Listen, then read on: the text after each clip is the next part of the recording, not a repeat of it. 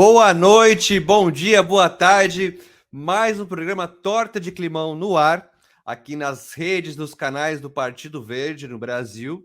Dessa vez, nosso programa é gravado, mas para você que não participa das lives, é o que você está acostumado, né? Que o diferencial de hoje, nós não vamos ter uma participação ativa da galera que nos assiste ao vivo, mas fica aí a oportunidade. Você está nos acompanhando no YouTube, em outras redes, em outros canais, os cortes no Instagram, em outros espaços. Use esse espaço também para comentar, dar sua opinião, fazer suas sugestões, né? E lembre-se, né?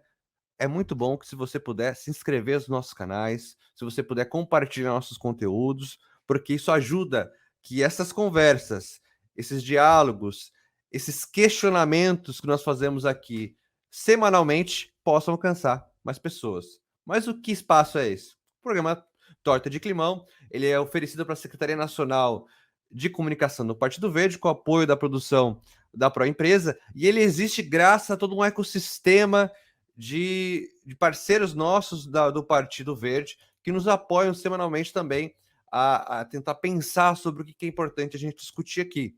Então, por exemplo, nós temos o apoio da Fundação Verde Herbert Daniel, da Juventude do Partido Verde, do PV Diversidade, do PV Mulher e Afros Verdes, né? E hoje a gente vai tratar, logicamente, né? Nós estamos no mês do meio ambiente, a gente com certeza quer iniciar esse mês tentando dar um panorama um pouco mais macro, mas que também se conecte com o que acontece nas cidades, no nosso dia a dia, onde a gente mora.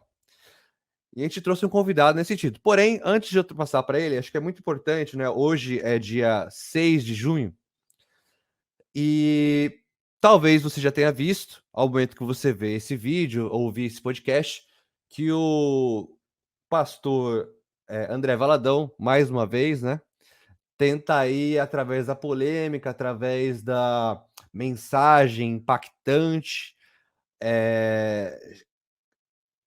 atacar toda uma comunidade de pessoas usando como escudo o que ele chama, então, de liberdade religiosa. E aí, o que me incomoda muito, né, para além das coisas óbvias, é que a estratégia dele desse ano, né, porque todo ano ele tem uma diferente, é que ele pega a palavra orgulho, né, que nós estamos no mês do orgulho, LGBTQIA+, e fala que Deus é contra o orgulho. E ele fala que Deus é a favor da humildade, né, que o orgulho é o pecado, né? E aí ele faz isso tentando conectar o orgulho com o significado de soberba, quando se ele tivesse mínimo de um mínimo de respeito, um mínimo de dignidade, ele, uma pessoa inteligente que sabe que o significado da palavra orgulho não é no sentido de soberba, mas de se orgulhar de quem é, de não ter que se esconder, de não ter vergonha, de não ter medo de ser quem é. Veja, eu sou uma pessoa hétero, mas em muitos espaços que eu sou lido como homossexual. Na minha família, no trabalho, onde eu vou em alguns lugares. Um exemplo que, assim, do meu ponto de vista, né? Algumas vezes, já que eu levei ex-namorado em festa de família, alguém da minha família chegava para essa pessoa e falava: Nossa, que bom! A gente achou que não tinha mais esperanças. Ou seja, seria uma vergonha para minha família se eu fosse homossexual. E isso acontece de fato com muita gente. Esse dia nasceu por causa em homenagem a um acontecimento histórico lá nos Estados Unidos, se não me engano, foi dia 28 de junho, em que a polícia começou a invadir e atacar bares que pessoas homossexuais frequentavam nos Estados Unidos. E desde então começaram, um ano depois, foram várias manifestações em respeito aos direitos humanos, a respeito a ter o direito de viver, ao ter o direito de conviver em sociedade.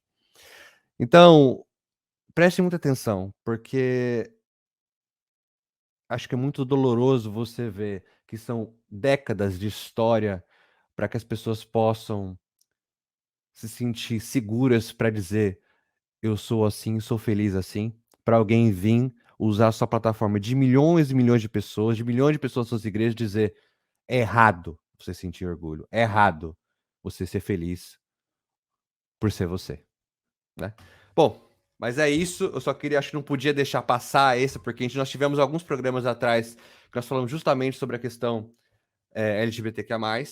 E aí quero voltar então para o tema desse mês, que aqui do Partido Verde, que também é uma pauta nossa, mas do programa de hoje, que é a questão ambiental macropolítica, né? Hoje, para a gente debater esse assunto conosco, nós trouxemos uma pessoa que é uma figura que nos dá muito orgulho, que nos é muito feliz que faça parte dos nossos quadros, porque, assim, se ele não fosse uma pessoa que entrega tanto, ele não estaria tanto tempo onde está. E você já vai entender a partir do relato da sua experiência na política pública. Eu estou falando do Rogério Menezes de Mello, ele que hoje, e já há algum tempo, vou deixar para ele falar com o tempo, é secretário de Verde, Meio Ambiente e Desenvolvimento Sustentável da cidade de Campinas.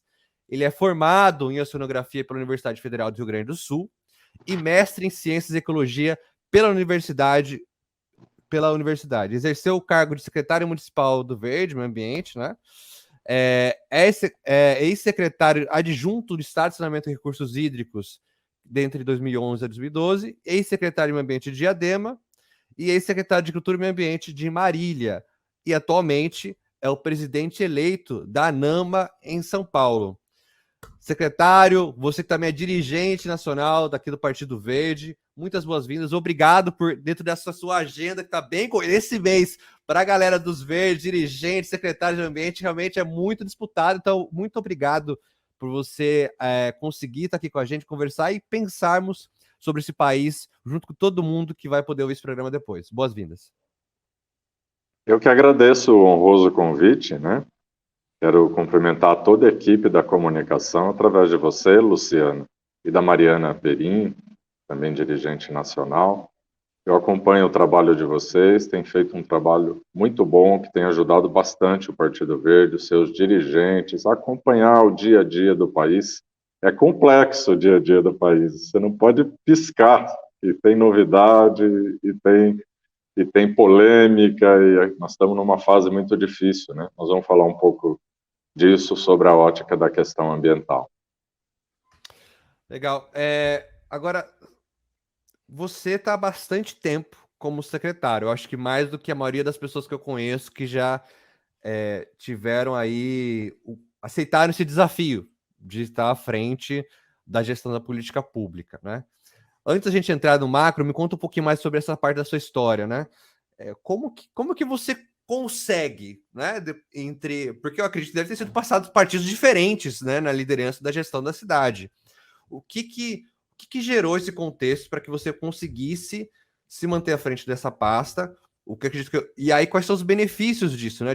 Poxa, você tem uma oportunidade grande de planejar a política, construir a política com as pessoas e ainda poder ver essa política acontecendo, né? O que é o diferencial de Campinas? O que é o cenário de Campinas que acabou gerando essa oportunidade para você estar nesse espaço há quantos anos? Estou completando 11 anos, né, como secretário do Verde e Meio Ambiente de Campinas, mas no cargo de secretários municipais e estadual, que eu passei 2 períodos eu passei no governo do estado, eu estou há 25 anos. O mesmo tempo que eu sou filiado ao Partido Verde. Eu, na verdade, eu tive uma primeira candidatura lá em Marília, a vereador, pelo PSB, Partido Socialista Brasileiro. Depois eu ajudei a fundar o Partido Verde em toda aquela região oeste do estado de São Paulo, região de Marília, Adamantina, enfim, Tupã, toda aquela região. E depois disso, a gente veio para São Paulo, eu participei em várias missões aqui do Partido Verde e fui para o governo do estado, na gestão do Mário Covas, foi o primeiro cargo indicado pelo Partido Verde do estado de São Paulo na gestão Mário Covas. Depois participei do governo Geraldo Alckmin como secretário adjunto do então deputado do Partido Verde Edson Giriboni, que era o titular da pasta.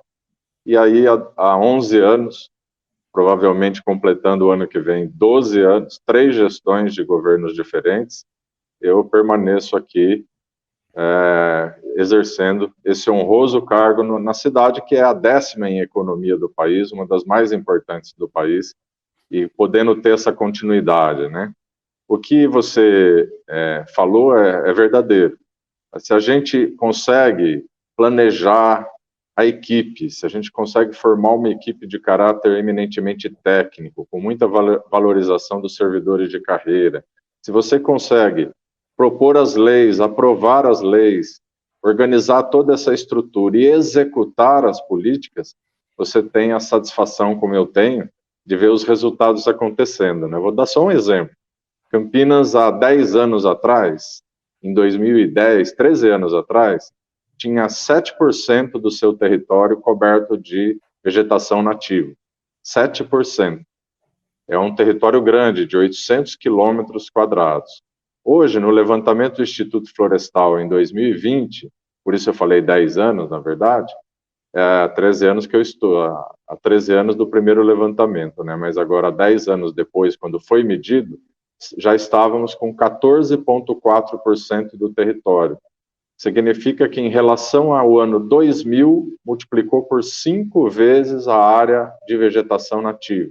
Em relação ao ano de 2010, estamos hoje com mais do que o dobro da vegetação, do território coberto por vegetação nativa, principalmente Mata Atlântica. Então, esse é um resultado. Nós também elaboramos, em 2013 para 2014, o Plano Municipal de Saneamento, que está sendo executado pela Sanasa, pela Secretaria de Serviços Públicos, pela Secretaria de Infraestrutura, mas foi coordenado pela Secretaria do Verde sob o nosso comando. E esse plano foi considerado um dos 10 mais eficazes, mais bem elaborados pelo Instituto Trata Brasil entre as grandes cidades brasileiras. E hoje já implementamos desse plano quase 800 milhões de reais com os investimentos principalmente da Sanasa, o que elevou o tratamento de esgoto de Campinas de 3% no ano 96 para hoje chegando a 94%. Só faltando aí cerca de 5% das residências da cidade para fazer ainda a coleta, o afastamento e o tratamento dos esgotos. Então, Luciano, a equipe técnica nossa, montada desde o começo por seleção de currículos, com pessoas com mestrado, doutorado e muita valorização do servidor de carreira, a maioria dos cargos são ocupados por servidores de carreira com grande experiência, é um dos nossos diferenciais. Obviamente que você precisa construir na sociedade o apoio político, a participação política. Eu fui candidato a prefeito de Campinas em 2 oportunidades, né? Então, a gente conseguiu pautar isso nas eleições e isso nos dá aquele respaldo político para prosseguir. Mas o fundamental é entregar o resultado. Para além de uma fala, de um discurso, de você conseguir medir os resultados, como a gente vinha falando na questão da cobertura florestal, como a gente vinha falando sobre os esgotos. Então, é o diferencial dessa gestão tão longeva do Partido Verde em Campinas. Que, para vocês terem uma ideia, na ANAMA, na Associação Nacional de Meio Ambiente, a gente mediu quanto tempo um secretário de Meio Ambiente fica, em geral, no cargo, e deu 2 anos e 1 mês. Em geral, em uma gestão, muda pelo menos 2 a 3 vezes. E, então, a gente tem essa possibilidade de prosseguimento, de continuidade de uma boa gestão, e isso sempre dá frutos importantes. Eu acho que aí é até uma questão de quando tem secretário de meio ambiente, né? Porque pelas cidades pequenas que eu conheço, fica dentro do esporte, cultura, lazer, não sei o que, e meio ambiente, né? Eu já vi isso muita cidade interior aqui de São Paulo também. Não sei se esse relatório também pensou nesse ponto de vista. Você tem diretorias de meio ambiente, você tem coordenadoria, você tem outras estruturas que não são secretarias, né? E às vezes o meio ambiente está dentro da estrutura do planejamento urbano, mas o fato é que tem muita politização também. Às vezes são pessoas que são indicadas não por um conhecimento técnico, e aí fica difícil desenvolver um trabalho, porque a área ambiental é muito técnica. Então não adianta a pessoa querer aprender no cargo, precisa de um acúmulo muito grande, porque tem interfaces com todas as áreas da gestão pública, né? O meio ambiente tem interface com a saúde, com a educação, com o saneamento muito forte. Então, se a pessoa não está familiarizada com esses temas e ocupa só um espaço como agente político, fica muito difícil entregar resultado para a sociedade, por menor que seja a cidade. Dificulta bastante essa possibilidade. E a gente vê também, indo para o cenário nacional, né, como isso tem sido difícil, como a gente teve uma descontinuidade marcante, né, no governo anterior, que vem nos causando enormes problemas para a gestão ambiental brasileira. A gente pôde ver o quanto também se atrapalhou, por exemplo, o trabalho das agências, né? O quanto um agente político que entende do assunto, né? A gente não pode diminuir o conhecimento do que, tipo, sei lá, tem que chamar de ministro, né? Mas era mais sinistro do meio ambiente. É o antiministro. É o antiministro. Então, tipo, você percebe que ele entende do assunto, mas ele usa esse entendimento para beneficiar não a pauta política da defesa do meio ambiente, mas seus algozes, né? Então, o quanto isso também ele usou desse conhecimento da política e do assunto para poder burlar e passar a frase famosa de passar a boiada, né? E aí, como que isso, de repente, afeta as outras estruturas? Então, a gente está falando agora da política nacional. O quanto que essa descontinuidade, mas mais que essa descontinuidade, a construção para um caminho inverso, né? Que uma coisa é só descontinuar e começar outra coisa. Outra coisa é você se esforçar para destruir. O quanto que isso, de repente, afeta, né, outras políticas que, historicamente, eram muito importantes para o Brasil, né? Já que você está aí há 25 anos, você comentou, né, no Partido Verde, em estruturas políticas.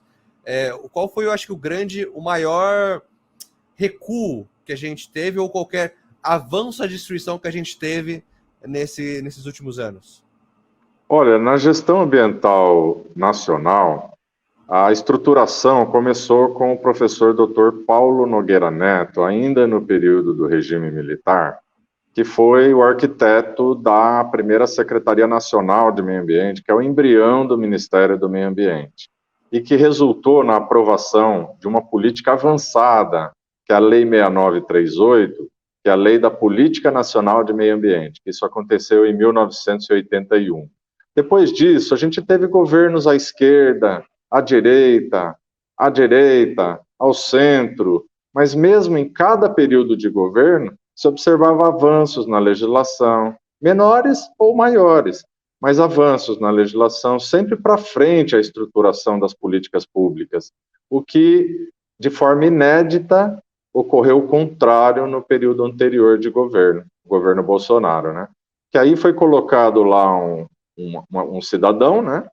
Que teve breve passagem, insatisfatória passagem pelo governo do estado de São Paulo, e esse cidadão ele fez uma desconstrução pensada, né? Uma desconstrução arquitetada da política de meio ambiente do país. Então foi um período por isso que a gente chama ele de ministro do anti-ambiente, né? Nós vamos falar o nome dele para ele não poder pegar carona aí numa certa popularidade que aos poucos ele vai perdendo, e esse político, infelizmente, causou um impacto, um estrago monumental na gestão ambiental brasileira. Então você vê situações, por exemplo, o IBAMA chegou a ter 1.700 fiscais, passou agora de governo, na mudança de governo, com 700 fiscais.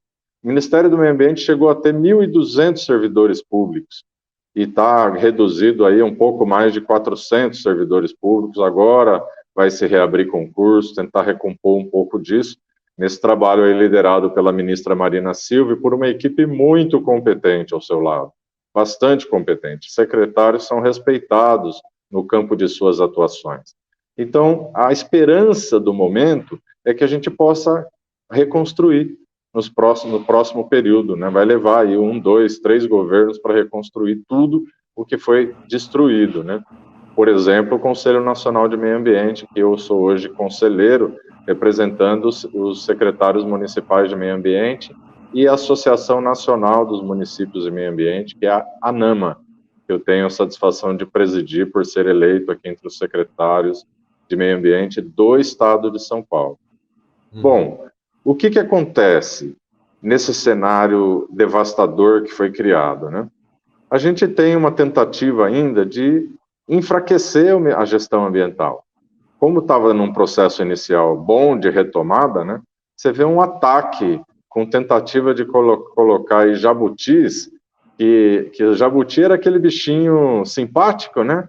O pessoal sempre gostava do jabuti, mas no Brasil, com a nossa capacidade de inovação para o mal, muitas vezes, os jabutis, eles são pedaços de maldades que são enfiados em determinada medida provisória para poder ser aprovado escondido. Então, o que fizeram na revisão da lei do cadastro ambiental rural e do PRA, né? Todo esse programa de recuperação ambiental que o Código Florestal brasileiro determinou, o que fizeram foi uma verdadeira sacanagem, não tem outro nome, é enfiar um monte de maldades tentando fragilizar a proteção da floresta Mata Atlântica, que é um dos biomas menos protegidos do nosso país, que já tem um percentual mínimo da sua cobertura original, e fazendo isso para favorecer empreendimentos imobiliários, para favorecer qualquer uso da terra que não seja preservar o que resta da nossa Mata Atlântica. Então, fragiliza a proteção da Mata Atlântica, tentam enfraquecer o Ministério do Meio Ambiente, como de fato enfraqueceram, né, atingindo alguns petardos aí na estrutura ministerial, mas que com certeza vai ser contornado pela habilidade da ministra Marina Silva, em cooperação com outros ministérios, para que possa se manter o que estava traçado. Eu vejo isso, é um momento muito difícil desses ataques, mas eu acredito firmemente que o presidente Lula possa fazer a articulação, primeiro vetar, fazer os vetos aos jabutis, impedir também que outras fragilidades possam acontecer aí na legislação florestal, além da lei da Mata Atlântica, e que a gente possa, além do veto, conseguir arquitetar uma sustentação no Congresso Nacional para que esses vetos não sejam derrubados. Então é essa trincheira que a gente está nesse momento, com toda a sociedade a favor de que se preserve a Mata Atlântica e todo mundo que tem consciência em relação aos acordos internacionais do Brasil e ao futuro da nossa biodiversidade, a importância da Mata Atlântica como hotspot de biodiversidade, com certeza estará resistindo para que isso seja revisto, para que a gente possa vetar e manter os vetos do presidente no Congresso Nacional. E assim, eu quero até trazer 2 pontos, né, que esse é o nosso programa, é Torta de Climão. Então, assim, tem alguns pontos que a gente tem que trazer para reflexão, para além do que seria o discurso normal de debate político, que a minha preocupação é o seguinte, o ex-ministro lá fez uma barbaridade, etc., mas ainda assim, aqui no estado de São Paulo, ele recebeu uma votação muito expressiva, né? Lógico, porque teve muito dinheiro envolvido, né? Durante a campanha eleitoral, eu andei por algumas cidades aqui no interior de São Paulo, tinha escritório dele de comitê em tudo quanto é canto, né? Material dele em tudo quanto é canto, mas eu diria nem isso, né? Isso também é importante.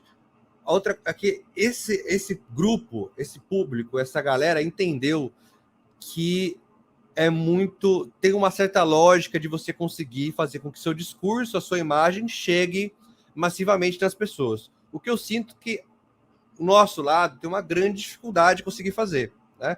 Nós temos aí pessoas muito boas que já fizeram muito pelo nosso país, mas que não são conhecidas.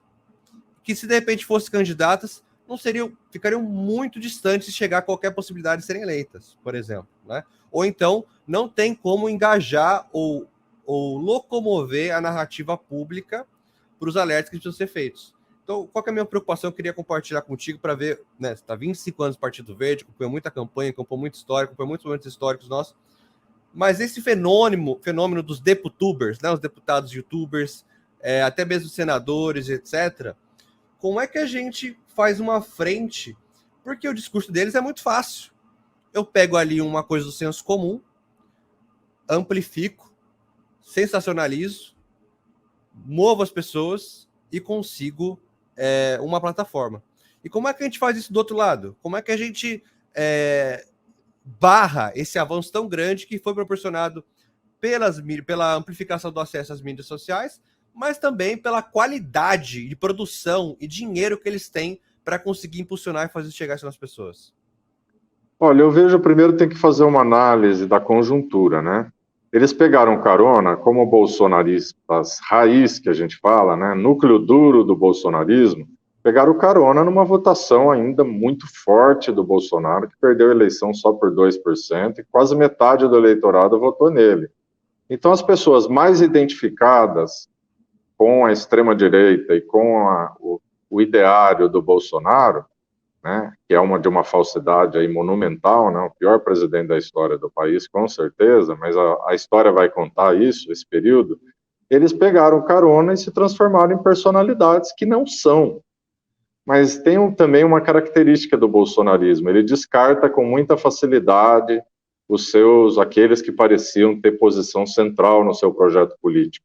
Isso já vem acontecendo com algumas figuras, e agora ele acaba de ser descartado, né? O ministro do Antiambiente, como ele vai entrar para a história, né, queria ser pré-candidato a prefeito de São Paulo, né? E a candidatura dele já foi descartada, ele já foi descartado como figura pública aí do bolsonarismo, né? Vai continuar tentando, no radicalismo da extrema-direita, se reeleger deputado. Não vai sobrar muita coisa para ele precisa cair na real, que já está sendo descartado, né, em prol da reeleição do prefeito de São Paulo. Então, eu acho que, para além desse fenômeno que é mais macro, tem também uma dificuldade nossa que a gente precisa aprender a essa nova linguagem, né? A linguagem dos memes, a linguagem... E a nossa pauta ambiental, sustentabilidade, tem um quê de dificuldade de comunicá-la. Porque, embora seja essencial para o futuro e para a própria existência da humanidade, tem muitos pontos que são difíceis de compreensão, né? Não é uma pauta fácil de compreensão, como é a linguagem direta da extrema-direita que os levou ao poder, né? Então, defender armamento, diminuir a idade dos jovens para ser responsabilizado criminalmente, aquela história dos 16 anos, um monte de pauta mais objetiva, que a pessoa, concordando ou não, ela se manifesta prontamente, ela compreende o recado. Então, nós precisamos, na verdade, traduzir as agendas ambientais, primeiro, numa agenda econômica. Precisa mostrar como é fundamental para a economia que a gente mantenha uma base de recursos naturais que sustente essa economia, porque a economia está perdendo a sua base. Sem os recursos naturais preservados, sem o meio ambiente recuperado, infelizmente, nós estamos ameaçando a sobrevivência da espécie humana no planeta. A economia humana vai se desorganizar com esse impacto em todo o meio ambiente, os seus reflexos direto na sociedade, na organização da sociedade. Então, isso a gente precisa traduzir melhor. A gente fala, às vezes, de saneamento, olhando pelo impacto nos rios. A gente precisa falar de saneamento, olhando pelo gasto público que é desnecessário com doenças de veiculação hídrica, internação de pessoas que geram um gasto público enorme em função da água contaminada pelos esgotos lançados em natura.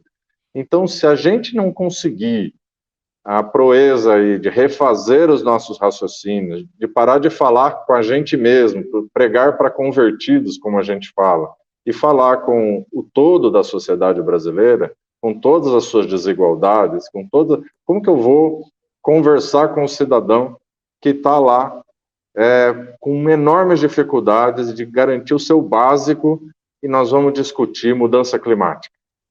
Olha que a mudança climática já está sendo percebida até por esse cidadão, porque realmente é gritante o que está acontecendo, né? Mas não faz uma ligação direta entre o impacto da atividade humana e as áreas de risco, e o desmoronamento, e mortes, e perdas de famílias inteiras nas nossas encostas, nas grandes cidades brasileiras.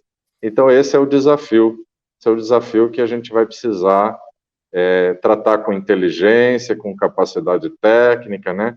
E se a gente se dedicar mais a essa revisão de conteúdo, essa revisão da comunicação, como a gente faz a comunicação, com certeza a gente entra na pauta de novo, à medida que vai arrefecendo essa onda de extrema-direita que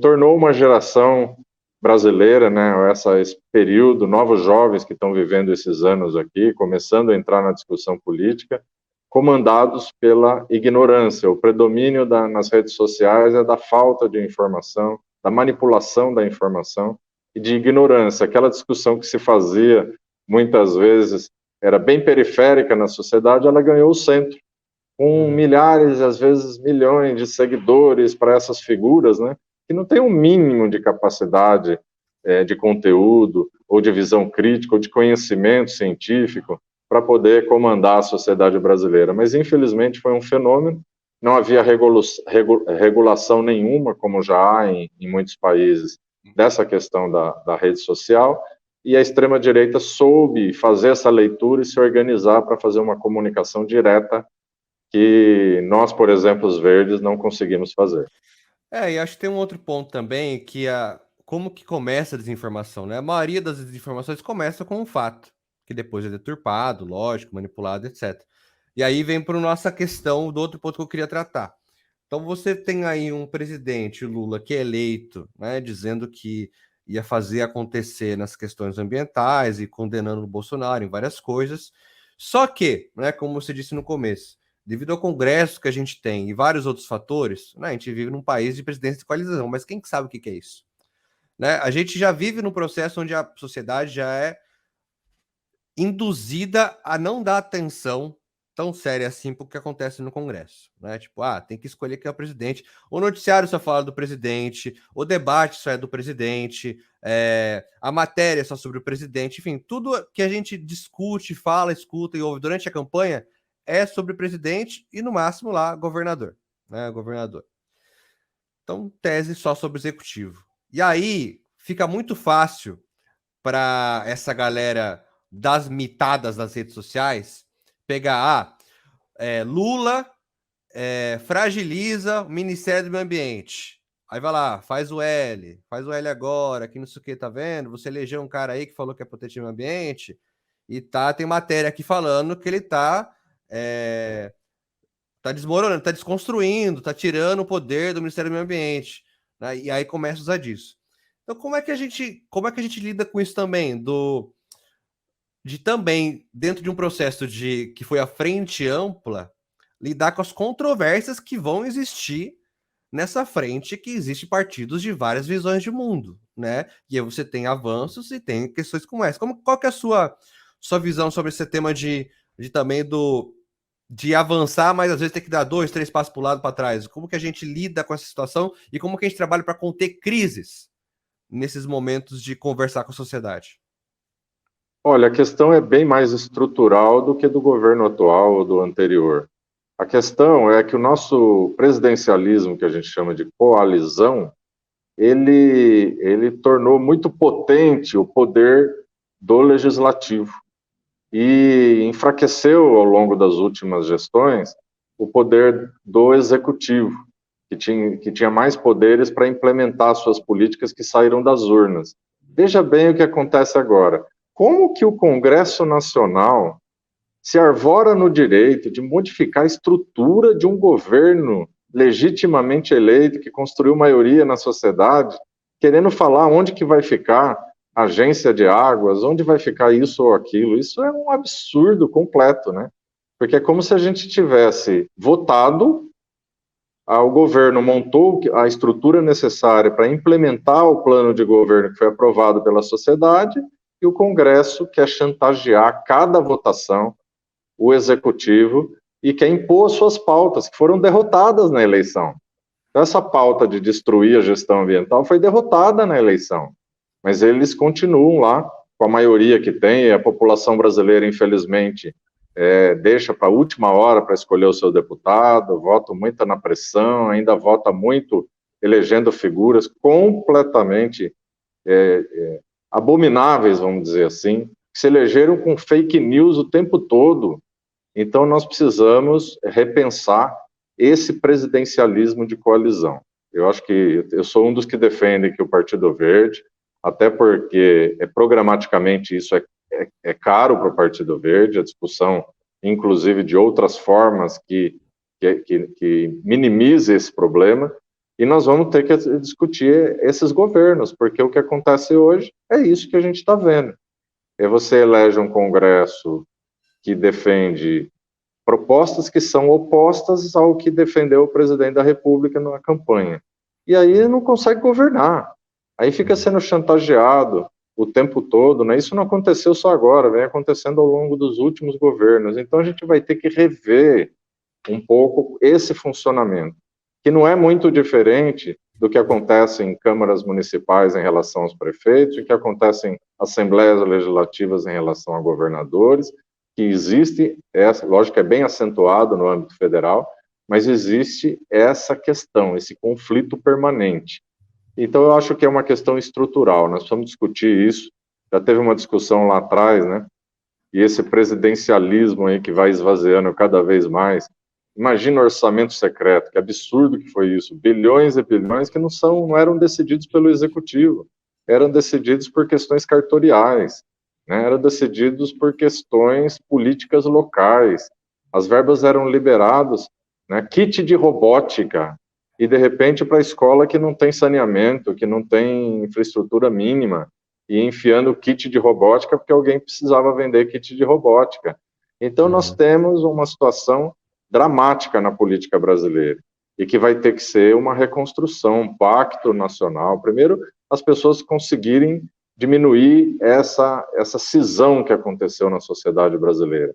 Nós tínhamos governos moderados à direita, que se alternavam com governos moderados à esquerda, nós nunca tivemos a extrema esquerda no poder, e agora, recentemente, infelizmente, tivemos, nesse ódio que tomou conta da sociedade, a extrema-direita que não mostrou nenhum resultado.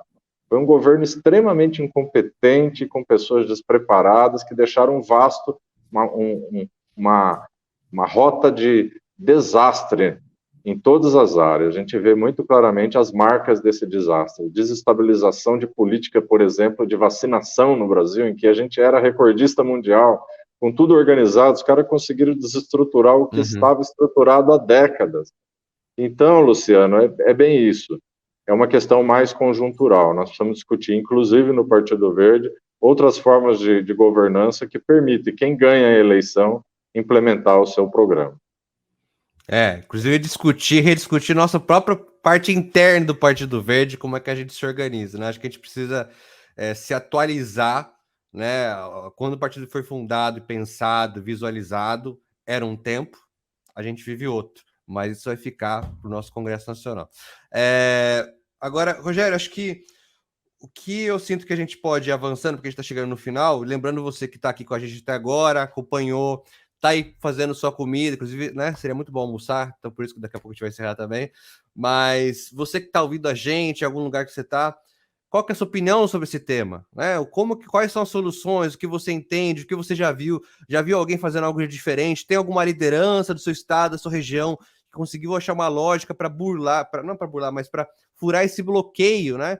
Que há muitas vezes entre outras lideranças mais à esquerda, de comunicação com as pessoas, de poder, como o Rogério disse aqui, de tradução das pautas para que cheguem em outros públicos e não fiquem só entre os amiguinhos dentro do aquário ali falando entre si.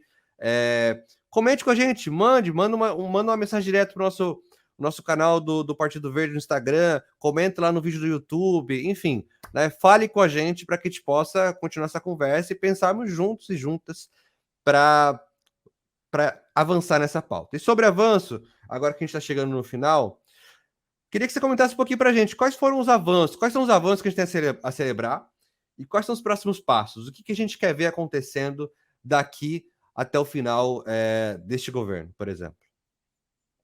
Olha, eu acho que os avanços recentes, por exemplo, é você estruturar uma área de clima, trazer essa discussão do clima para que ela seja transversal, comandada pelo Ministério do Meio Ambiente.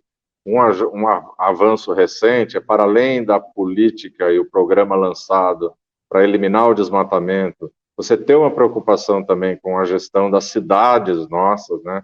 Um abraço aqui para o secretário nacional né, de qualidade ambiental, Adalberto Maluf, uma pessoa muito preparada. Aliás, eu estou dando o exemplo dele, mas toda a equipe do Ministério hoje, os secretários eleitos, essa discussão da questão da proteção e do bem-estar animal, que foi criado uma área, um departamento exclusivo para implementar, ou para coordenar, ou para fazer formação dos municípios, para que implementem as políticas de proteção e bem-estar animal no país. Então, tem avanços, tem boas perspectivas acontecendo. A COP, lá na frente, né, COP 30, que vai ser no Brasil, isso é uma boa notícia, em plena floresta amazônica. Então, tem boas notícias. A gente tem concurso que parece que vai ser aberto para recompor o quadro de fiscalização do IBAMA, pessoas boas no comando, que têm experiência e têm trajetória de defesa ambiental claramente. Isso é uma boa notícia. No âmbito local, os municípios estão se fortalecendo. Os municípios médios e grandes estão usando essa agenda da mudança climática, da adaptação à mudança climática, para fortalecer as suas agendas locais ambientais. Isso está acontecendo. Ainda temos um gap enorme aí de investimento em saneamento que tem que ser feito, né? Pouco menos aí da metade dos brasileiros ainda tem esgoto coletado e tendo investimentos em tratamento de esgoto. Uma metade da população, mais que a metade, ainda continua sem essa possibilidade, né? Que não é desse século, que é você prover a população de tratamento, de afastamento, de esgoto e limpar os nossos córregos, tendo estações de tratamento modernas. Isso é um grande, um enorme desafio para a política pública brasileira. Então, tem sinais de avanços. No âmbito municipal, eu comemoro, por exemplo, quando cidades como Campinas podem mostrar aqui na prática que o seu território, que em 2000 era de 3% de cobertura vegetal nativa, hoje é de 14,4%. Que a gente possa, na próxima década, ultrapassar os 20% de cobertura vegetal nativa numa cidade tão importante como é Campinas. Também que a gente tenha saído lá dos anos 90 com 3% de coleta, afastamento e tratamento de esgoto, para estar na reta final agora para a universalização do saneamento. Deve ser a primeira cidade com mais de 1.250.000 habitantes a conseguir universalizar, ou seja, ter 100% de água tratada, 100% de coleta e 100% de tratamento de esgoto. Esses são dois exemplos, mas teríamos muitos mais para falar dos planos ambientais que as cidades médias e grandes estão conseguindo fazer, né, do inventário de gases de efeito estufa, do plano de ação climática local. Tudo isso, muitas cidades já estão percorrendo, já estão nesse caminho. Então, a gente tem que ser realmente otimista, por um lado, porque nós não podemos parar de trabalhar, não podemos nos paralisar, e não nos paralisamos no pior momento, que foi a gestão antiambiental inédita que o país viveu nos últimos anos em âmbito federal. Eu sinto que a preocupação minha é justamente isso, da gente não se acomodar, porque é isso, quando tem um inimigo em comum, você consegue mobilizar as pessoas, pelo menos é a minha visão, você consegue mobilizar as pessoas até com mais facilidade, porque tá ali, nítido, objetivamente, né? Tá ali o nosso inimigo. Agora, no cenário que a gente tá, tem várias votações que o inimigo não é visto, né? Nós temos lobistas entregando perguntas para deputados em CPIs do MST, por exemplo, com uma lista pronta. O deputado só tem que ler e pronto, acabou. É muito dinheiro colocado e a gente não sabe quem são essas pessoas, não sabe quem são essas organizações, quem são essas associações, né? Então, apesar de não ter um presidente hoje que é declaradamente inimigo da pauta, você ainda tem uma série de atores escondidos que continuam atuando com muita força para barrar essa agenda. Então, minha preocupação é também nesse sentido de, ganhamos, beleza, tal, lá, lá. E quando na verdade não é isso, né? A gente precisa, como você disse, continuar construindo, continuar defendendo, continuar propondo e mostrando os resultados, né? Mostrando para as pessoas, olha, aqui a gente fez, olha como é bom, né? Exemplo de como foi aqui nos Estados Unidos, quando nós tivemos governos antiambientais, estados e municípios falaram, não, a gente vai continuar essa pauta, a gente vai liderar, já que o nosso governo não lidera âmbito federal, nós do âmbito local e regional vamos liderar essa pauta, né? Foi assim nas conferências do clima, foi assim em vários outros espaços onde os governos locais se recusaram a baixar a cabeça, né? Vamos dizer assim, para essas políticas. Mas aí, Rogério, lembrando mais uma vez que a gente está chegando no final, eu queria que você conseguisse dar sua visão final, seu recado final. E aqui, em nome de toda a nossa equipe, em nome da Secretaria Nacional de Comunicação, da Proempresa, do Partido Verde, agradecer sua participação e a sua presença. Eu que agradeço, estarei sempre à disposição da Executiva Nacional, à disposição também da comunicação. Admiro esse trabalho que está sendo feito. E queria dizer para vocês que a sociedade brasileira continua muito dividida. Os acontecimentos de 8 de janeiro continuam espalhados, né? O DNA desses acontecimentos continuam espalhados pela sociedade brasileira. É preciso punir severamente quem promoveu toda aquela balbúrdia, aquela agressão aos poderes no Brasil. É preciso recuperar os espaços democráticos. Nós não falamos aqui, mas o CONAMA foi completamente desmontado no governo anterior e agora está sendo reconstituído. Eu tenho a satisfação, junto com outros 6 secretários de meio ambiente, de voltar a representar no CONAMA os secretários, junto com mais 5, secretários, eu e mais 5, voltar a representar as secretarias de meio ambiente no Conselho Nacional de Meio Ambiente. Então, acredito que se a gente entender que o processo é muito mais profundo e que as pessoas continuam aí com essas ideias que foram empoderadas, né? Com essas ideias fascistas, destrutivas, né? Essa política e essa visão do ódio, como se destruir a política, eu sempre falo, destruir a política sempre será o caminho errado. Quando você destrói a política, surge a barbárie, né? Você vai ter países que destruíram a política e entraram aí em guerras civis intermináveis, entraram aí em problemas seríssimos de segurança e desestruturaram as instituições. Então, o caminho é da política, é de recuperar, fortalecer a nossa democracia, e o Partido Verde tem um papel importante nisso. Não estou falando quantitativo, mas o Partido Verde é um partido mundial, é um partido que tem um ideário bem conhecido e que tem influenciado até com algumas medidas no Supremo Tribunal Federal, da nossa secretária nacional, né, da parte jurídica, doutora Vera Mota, e a gente tem conseguido algumas vitórias que não são do Partido Verde, mas que são da sociedade brasileira.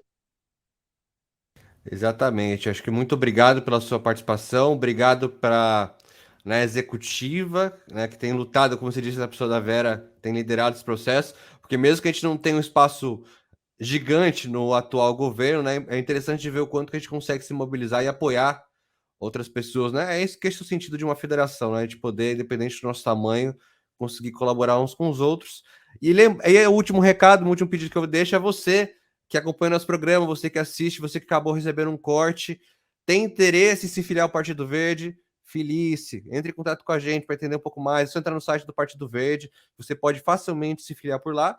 E se você tem interesse em sair candidato ou candidato, entre em contato também. Vamos conversar, acho que é isso, né? Como a gente está conversando aqui nesse programa, é muito importante que a gente ocupe esse espaço, porque a extrema-direita está se organizando há muito tempo para ocupá-lo e continuar ocupando e ocupar até o fim dos tempos. Então, é muito importante que você também se candidate. Então, venha conversar com a gente, venha entender como que funciona uma campanha caso você nunca tenha sido candidato ou candidato, que para a gente vai ser uma grande alegria poder, junto com você, ajudar a construir essa sociedade que a gente quer tanto. Então é isso, fica o meu agradecimento a você que acompanhou, você que assistiu, e na próxima quinta-feira a gente volta ao vivo nos canais do Partido Verde. Muito obrigado, Secretaria Nacional de Comunicação do Partido Verde, para a empresa, e lembrando, mais uma vez, que as opiniões que eu emito aqui durante o programa são minhas e não necessariamente do partido. Obrigado e até a próxima.